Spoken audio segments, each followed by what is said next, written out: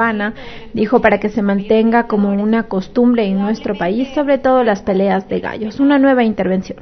Interviene en este momento la asambleísta Marcela Aguiñaga. Corregir algunos errores que se dieron paso en la aplicación de la norma una vez que ya fue vigente y que también nos permite evidentemente saldar una enorme deuda que tenemos con la ciudadanía en relación de proteger a los que menos tienen y por supuesto que la impunidad deje de ser el pan nuestro de cada día. El capricho de unos no puede estar por encima de lo que le conviene al país y ciertamente no es posible tampoco dar gustos al Ejecutivo con textos que no se debatieron y que fueron incorporados de último momento en la votación de las reformas al Código Orgánico Integral Penal. Por eso se demanda, y creo que ha sido un acuerdo entre los legisladores, que es necesario la reforma a la Ley Orgánica de la Función Legislativa para que el ponente no se adueñe del texto y a última hora, sin debate plural, sin transparencia, meta textos a conveniencia de lo que le parezca. Me parece que es indispensable recordarle, señor presidente, que tiene varios meses la reforma a la Ley Orgánica de la Función Legislativa y que el informe para segundo debate está a la espera de ser tratado por este Pleno, y se lo digo mientras usted se toma una foto. Me imagino que está escuchando lo que estoy hablando. Tampoco es admisible que nosotros permitamos que una vez más se soslaye la institucionalidad de esta Asamblea, a cuenta de la lucha contra la corrupción, que ciertamente para algunos es un tema bastante vendible, otros creen que ya se ha agotado y que sigue siendo un show mediático, lo que no deja de llamarnos la atención es que sigue existiendo posiciones desde el Ejecutivo y desde la propia justicia buscando excusas para no dar los resultados que el pueblo demanda. Ciertamente nosotros fuimos hacia un paso mayor como la figura del comiso sin condena, que cabe indicar que la situación respecto de esta figura fue dilucidada por la Corte Constitucional. Cabe indicar que la Corte, si bien es cierto, no argumentó y no analizó lo que establecieron los organismos internacionales de derechos humanos respecto a que es posible y avalan la compatibilidad de esta figura en relación del comiso sin condena con la posibilidad de respetar los derechos humanos. La Corte Constitucional ciertamente se limitó a decir que el procedimiento para la aplicación de esta figura no estaba claro. Lo que creo es que la Corte desconoció que el procedimiento que se estaba dando es lo que se dispone a través del Código Orgánico General de Procesos. Pero sin embargo de ello, insisto, es una figura que como tal su existencia no fue cuestionada por la Corte. Algunos errores se deslizaron del proceso de aprobación del Código Orgánico Integral Penal en sus reformas. Primero, se deslizó una disposición transitoria inejecutable porque iba de la mano con la aprobación de la reforma al artículo 150. Espero y entiendo también que algunos de esos errores se han deslizado también del informe que estamos conociendo hoy. Espero y estimo pensar que no se debe al relajamiento de los miembros de la comisión, sino que se debe a un error involuntario y que debería tenerse mayor prolijidad al momento de hacer este tipo de informes para conocimiento de este Pleno. Quisiera llamar la atención de algunos errores que quiero alertar que tiene el informe. Primero, me llama la atención que el informe no analiza la objeción del artículo 82, que reforma el artículo 457 del COIP, y que se la topa de manera superficial en el análisis que se hace a la objeción del artículo 36, que se refiere específicamente a la ratificación de las disposiciones transitorias sin considerar que el Ejecutivo corrige con su veto la disposición transitoria tercera que se relacionaba y que tenía en consideración la reforma al artículo 150 del aborto no punible, que no fue aprobado por este Pleno. Así también se hace referencia a la objeción del artículo 114, cuando lo correcto es mencionar el artículo 104.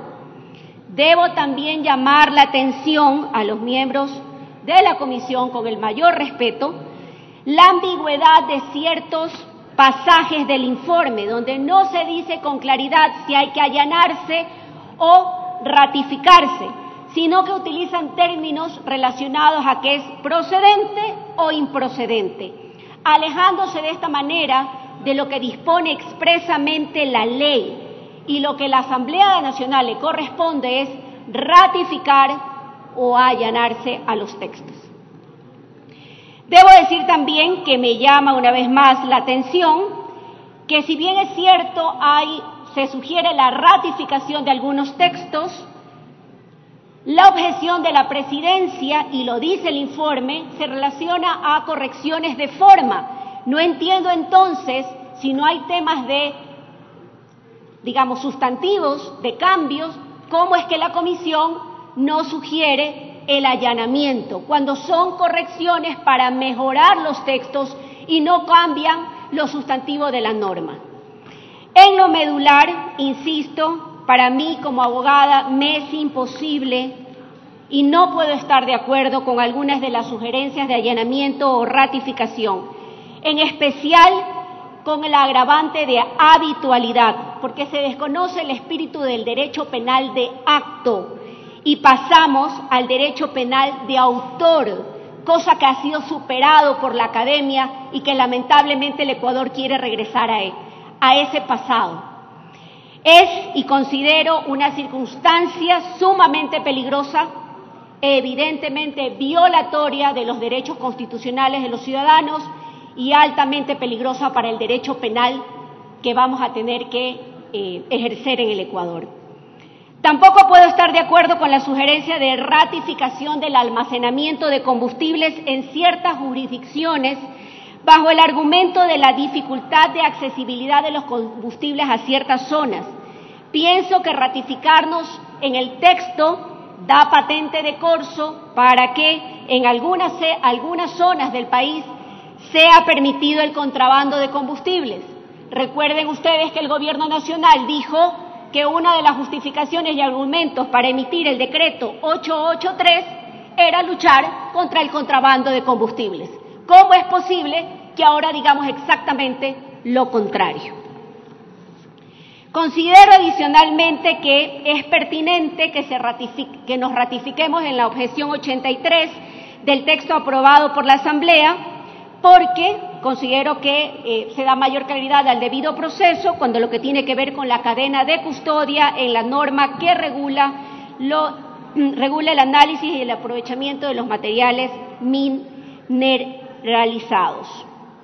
Por otra parte, me parece también incoherente que, por un lado, nos ratifiquemos en la objeción al artículo 89 y no nos allanemos a la objeción del artículo 91. ¿Por qué digo esto?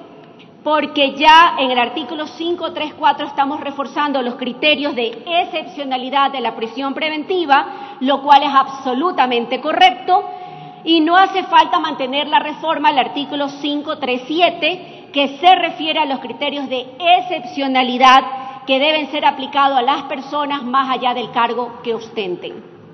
Finalmente, presidente, para concluir, debo estar de acuerdo con la sugerencia de ratificación de la objeción de los artículos 115 y 116 que se refieren a las reformas a los regímenes de rehabilitación social semiabierto y abierto.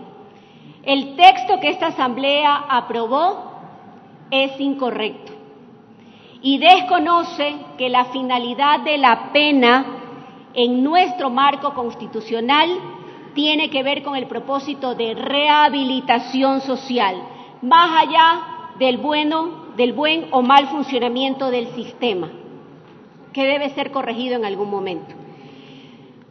Y se lo sustituye por una visión caduca y persecutoria, evidentemente, que violenta los derechos por lo cual considero que en estos textos deberíamos proceder al allanamiento de lo que plantea el Ejecutivo. Sin más, tener que decir, presidente, que es una pena que un proyecto de reforma como este, muy complejo, hoy se hayan deslizado tantos errores como mencionado. Lamentablemente, eso es lo que le vamos a entregar a la legislación y al ordenamiento penal de nuestro país. Y como siempre insisto y lo ratifico, en materia penal no puede estar la legislación basada en la coyuntura y en los titulares de opinión de los medios de comunicación. ¿Por qué? Porque el derecho penal está en las puertas de nuestras casas. Y con esta misma norma, seguramente cuando alguno de ustedes tenga algún problema o un familiar, será la misma norma que se aplicará para ustedes en el momento de que la justicia se active. Gracias, presidente. La asambleísta paraguaya Marcela